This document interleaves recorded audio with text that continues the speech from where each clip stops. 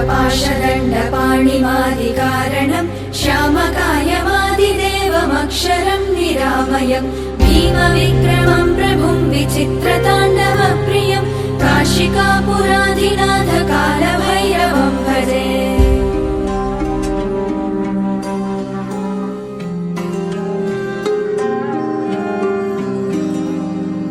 मुक्तिदायकं प्रशस्तचारुविग्रहं भक्तवत्सलं स्थितं समस्तलोकविग्रहं विनिक्वणन् मनोज्ञहेम किङ्किणीलसत्कटिं काशिकापुराधिनाथकालभैरवं भजे।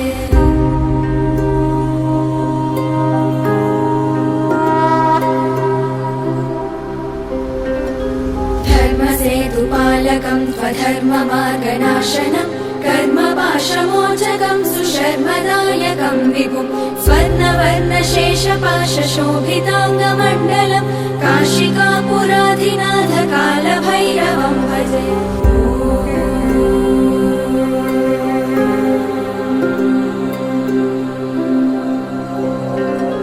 रत्नपादुका प्रभाभिरामपादयुग्मकं नित्यमद्वितीयमिष्टदैवतं निरञ्जनं मृत्युदर्पनाशनं करालदंशमोक्षणं काशिकापुराधिनाथकालभैरवं भजे।